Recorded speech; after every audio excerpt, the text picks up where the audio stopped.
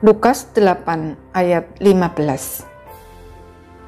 Yang jatuh di tanah yang baik itu ialah orang yang setelah mendengar firman itu menyimpannya dalam hati yang baik dan mengeluarkan buah dalam ketekunan. Benih baik kerajaan Allah, yaitu firman Tuhan, sudah ditaburkan ke dalam dunia. Namun, apakah kita menikmati berkat-berkat yang tersembunyi di dalamnya atau tidak, tergantung kualitas hati kita. Hati yang berkualitas tanah pinggir jalan membuat benih itu mati sebelum sempat bertunas, sebab iblis merampasnya. Hati yang berkualitas tanah yang berbatu-batu hanya bisa membuat benih itu bertunas sebentar, lalu mati, karena hanya sekedar percaya dan tidak berakar.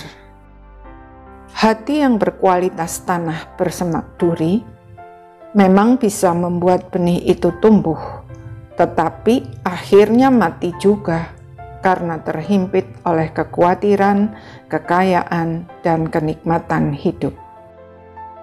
Hanya hati yang berkualitas tanah yang baik yang dapat membuat benih itu tumbuh dengan subur dan berbuah sampai 100 kali lipat.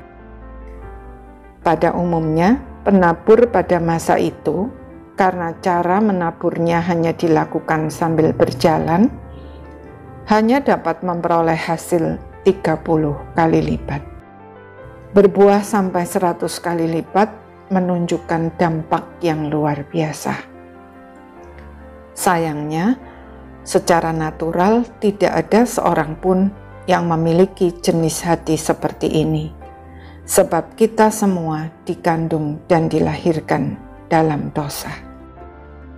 Namun kita tidak perlu khawatir, sebab dengan kematiannya di atas kayu salib, Yesus Kristus membuat hal yang tidak mungkin itu menjadi mungkin. Dia memberikan hati yang baru kepada semua orang yang percaya dan menerima Dia sebagai Tuhan dan Juru Selamatnya secara pribadi, sebagaimana yang dinubuatkan oleh Nabi Yehezkiel.